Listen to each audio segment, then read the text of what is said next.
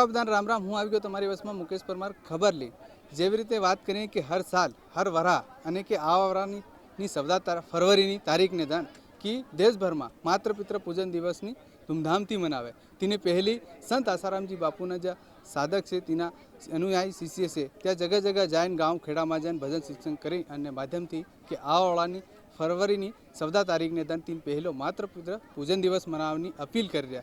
तेवी रीते आज रूपाखेड़ा में संत आसाराम जी बापूनो शिष्य से रामाभाई से तीन पूछी किए हूँ कल से रामा भाई आज ग्रामीणों में पहुंचे हैं. किस तरह का आप 14 फरवरी को लेकर विशेष अभियान चलाया जा रहा है, किस तरह देखते हैं सर?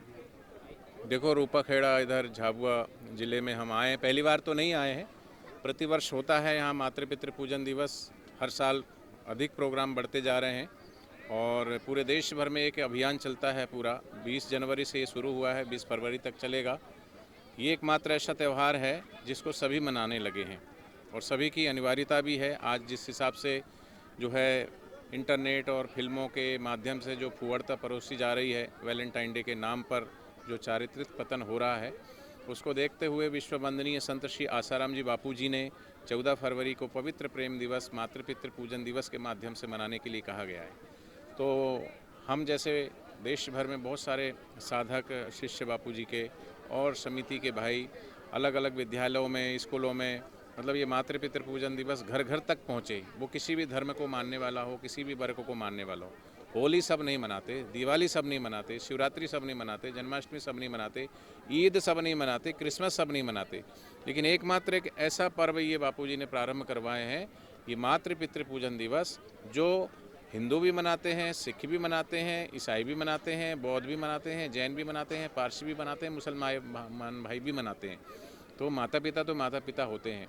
तो इसलिए ये आज इस झाबुआ ज़िले में हम कई दिनों से ये मातृ पितृ पूजन दिवस अलग अलग जगहों पर मनाते आ रहे हैं. आज यहाँ रूपाखेड़ा में मनाए गए, जहाँ पर यहाँ पे 1 2 नहीं 10 से 15 हज़ार की ये संख्या होगी जहाँ ये मातृ पितृ पूजन दिवस मनाया जा रहा है. तो अभी इंदौर में बहुत बड़ा ये कार्यक्रम 14 फरवरी को दशहरा मैदान में मनाया जाएगा. 12 तारीख को जो है रायपुर में भी बड़ा विशाल ग्राउंड में ये मातृ पितृ पूजन दिवस मनाया जाएगा. और पूरे देश भर में ये अभियान छिड़ चुका है, मातृ देवो भव पितृ देवो भव.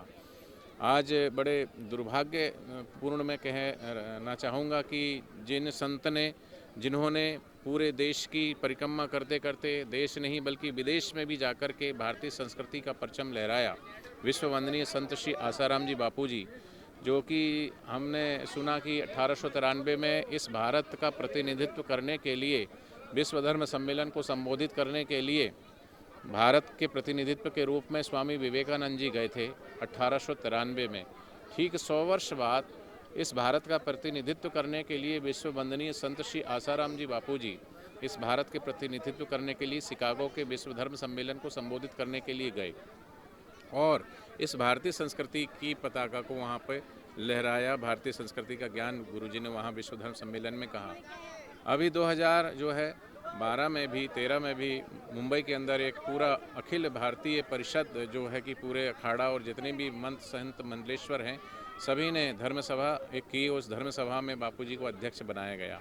ऐसे संतों के संत शिरोमणि बापूजी को झूठे केस में मात्र कह देने मात्र से कानून का हथकंडा का एक गलत तरीके से दुरुपयोग करके और पोक्सो एक्ट का धारा ज़बरदस्ती लगा करके और समाज से जानबूझ करके दूर करने के लिए ये जो कुचक्र रचा गया, कि इसलिए रचा गया कि बापूजी वैलेंटाइन डे नहीं मातृ पितृ पूजन दिवस मनाए, क्रिसमस नहीं तुलसी पूजन दिवस मनाए, लाड मेकाली की शिक्षा पद्धति नहीं गुरुकुल की शिक्षा पद्धति को अपनाए, कत्ल खानों में गाय ना जाए बल्कि गायों का संवर्धन हो.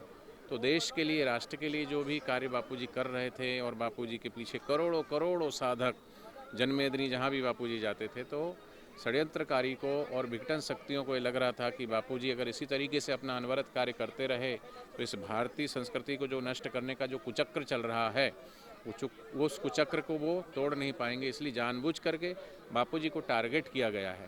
तो हम तो यही कहेंगे कि विश्व की कहते हैं कि 4 संस्कृति मानी जाती है, एक मिस्र की, रोम की, यूनान की और भारत की.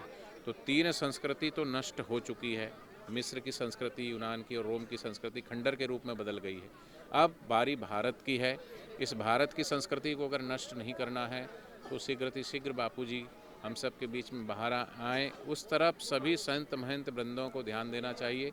सभी सनातन संस्कृति के रक्षकों को एकजुट होकर के और बापूजी के समर्थन में आवाज़ उठाना चाहिए। और बापूजी आएंगे, क्योंकि बापूजी धर्म के स्तंभ हैं और दुनिया जानती है, पूरा देश जानता है, सभी जानते हैं।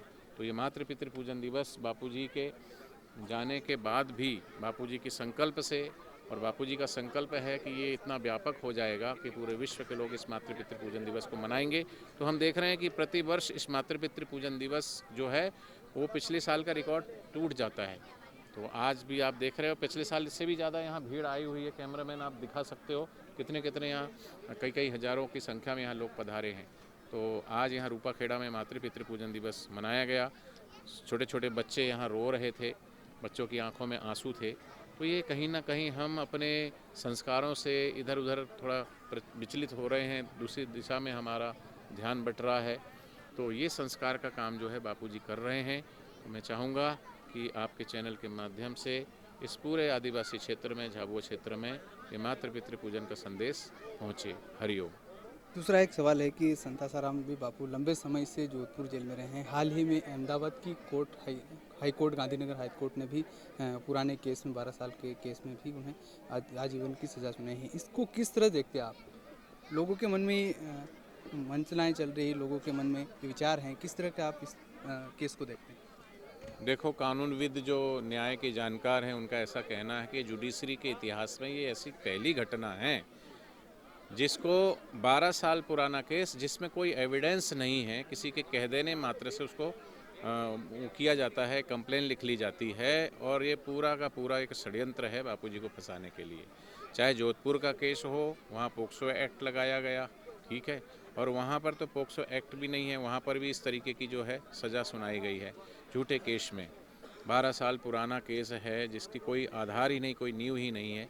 लेकिन जानकार जो कानून के हैं वो भी कहते हैं कि ये बड़ी विडंबना है, कानून का ये दुरुपयोग हो रहा है। तो आम जनमानस को भी अच्छे से पता चल गया है कि जो भी बापूजी के साथ हो रहा है वो घोर अन्याय हो रहा है, और एक अन्याय की कहते पराकाष्ठा है। और बापूजी के भक्तों की बात रही, बापूजी के भक्त तो जानते हैं और मानते भी हैं कि बापूजी क्या हैं। बापूजी के साधकों की श्रद्धा घट जाए, ऐसे बापूजी के साधक नहीं है।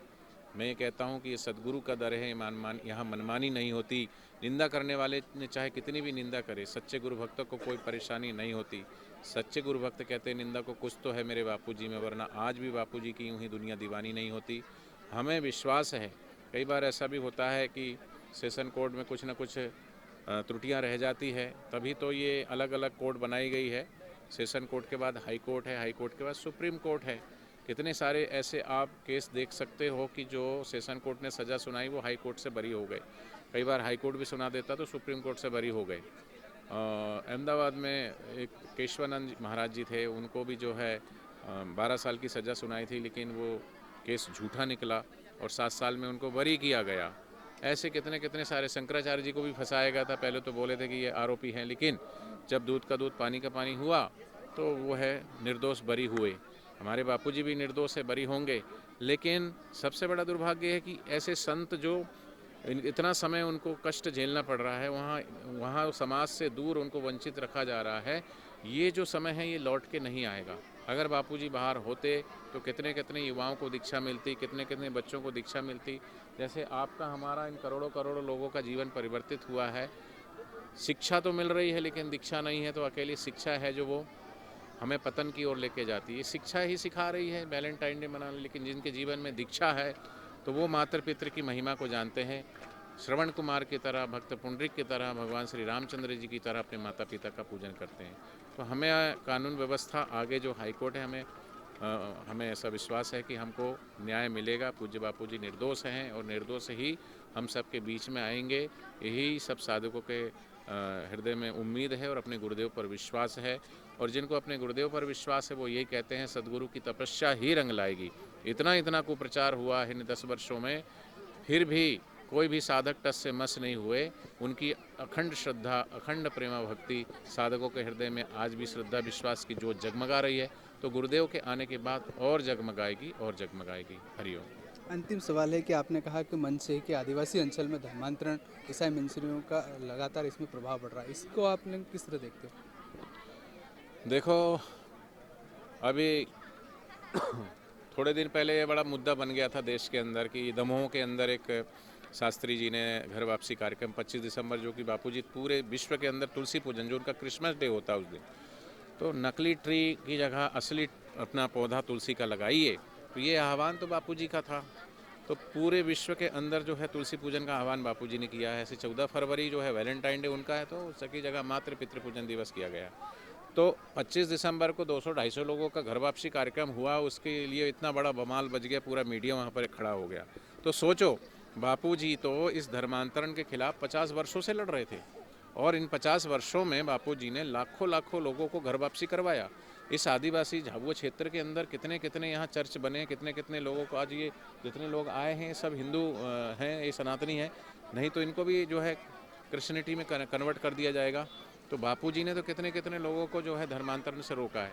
लेकिन बापूजी के जाने के बाद देखो, धर्मांतरण रोकने कितने सारे कथाकार हैं, सत्संग करते हैं, वो कोई भी इस तरीके का मुद्दा नहीं उठाते, कोई विरले ही होते हैं, पर बापूजी ये सब चीज़ों को मुद्दा को उठाते हैं, और इसीलिए बापूजी टारगेट पर आए। तो बापूजी के जाने के बाद ये धर्मांतरण तो और तेज़ी से बढ़ रहा है। तो ये बड़ा सोचने और विचारने का विषय है कि अगर हमने हाथ पे हाथ धर के रहे, तो ये आज हम इतनी संख्या में जो लोग आए हैं अपने धर्म के अनुरूप, हम अपना साधना पद्धति से साधना कर रहे हैं स्वतंत्रता से, यानी आने वाले समय में अगर इस तरीके से कन्वर्ट करते रहे तो हमारे ही हिंदू भाइयों को हमारे खिलाफ खड़ा कर दिया जाएगा, और खड़ा कर रहे हैं लोग। तो सभी को जागने की आवश्यकता है। पंजाब जैसे पंजाब, जो कि एक सिख समुदाय वहाँ रहते हैं, जिन्होंने धर्म के लिए अपने प्राणों को निछावर कर दिया। गुरु गोविंद सिंह ने अपने 4 बच्चों को शहीद कर हो गए उनके बच्चे, लेकिन धर्म परिवर्तन नहीं किया। गुरु तेग बहादुर बोलिए, धड़ दीजिए धर्म न छोड़िए। भगवान स्वयं श्री कृष्ण जी कहते हैं, स्वधर्मे निधनम श्रेयम पर धर्म भयावा। तो ऐसी संस्कृति के हम उपासक हैं, हमारा सनातन में ही हमारा जन्म हुआ है, हमें किसी धर्म को स्वीकार करने की आवश्यकता नहीं है। लेकिन भोले भाले लोगों को चंद रुपयों का और सामान का प्रलोभन दे करके, उनको जिनको पता ही नहीं धर्म के बारे में, उनको धर्म परिवर्तित करके ईसाई बना दिया जाता है। तो आपको, हमको, सबको जागरूक रहने की आवश्यकता है, और ऐसे संतों को जल्दी से जल्दी समाज में आने की आवश्यकता है, जो इन्हें इस आदिवासी आंचल क्षेत्र में बहुत तेज़ी से धर्मांतरण हो रहा है। तो सबको इसमें ध्यान देने की आवश्यकता है। सभी संस्थाएं, सभी संत वृंद, सभी जो भी जितने भी सनातनी हैं, सबको इस ओर आना चाहिए और देखना चाहिए। बड़े बड़े मंचों पे, बड़े बड़े शहरों में बोल देना अलग बात है, लेकिन ग्राउंड लेवल में आकर के यहाँ देखें किस तरीके से लोग जीवन यापन करते हैं, उनकी ज़रूरतें पूरी करना, उनकी सेवा करना। वो तो सेवा की आड़ में लोगों का धर्म परिवर्तन करा देते हैं। बापूजी तो सचमुच में उनकी सेवा करते हैं। भजन करो, भोजन करो, दक्षिणा पाओ, भोजन भी कराते हैं, भजन भी करवाते हैं, साथ में उनको दक्षिणा भी देते हैं, ताकि ये अपने ही धर्म में डटे रहें। तो अगर हम सब मिलकर के इस तरफ, इस दिशा में कार्य नहीं करेंगे, बापूजी तो कर रहे हैं, कर रहे थे, और इसीलिए टारगेट पे आए। दूसरे लोग डरते हैं, अगर वो होते तो फिर इस ग्राउंड लेवल पर आकर के ये सभी कार्य को देखते करते। तो मैं तो सभी से चाहूँगा कि आइए और इधर देखिए किस तरीके से धर्मांतरण की जो कुचक्र चल रहा है, और इसी कारण बापूजी को भी साजिश का शिकार बनाया गया है। हरिओम। तो एવી રીતની વાત છે સંત આસારામજી બાપુનો जो शिष्य है साधक राम भाई ने पूरी कहानी बताड़ी कि जो जोधपुर के केसना या अमदावादમાં जो સજા ન મળે તેના બારામાં પૂરી કહાની कि જે 14 ફરવરી આવવાવાળા સમયમાં 14 ફરવરીની જે તારીખ છે તેની પર જગા માત્ર પિતૃ પૂજન દિવસ મનાવવાની બી હુની અપીલ છે। અને જે ધર્માંતરણ થઈ રહ્યો છે આદિવાસી અંચલમાં તેને કેવી રીતે રોકવાનો जो અભિયાન ચાલતેલો તેની હારું સરામજી બાપુ એવા જે કામ કરતેલા તેને કારણથી ષડયંત્ર કરીને તેને ફસાવવાની સાजिश કરી છે। તો એવી રીતની બધી વાતો છે। હું તમારી વસમાં ફેર એવી રીતની ખબર અને જાણકારી લઈને આવતો રહ્યો। કાકા બાપદા રામ રામ।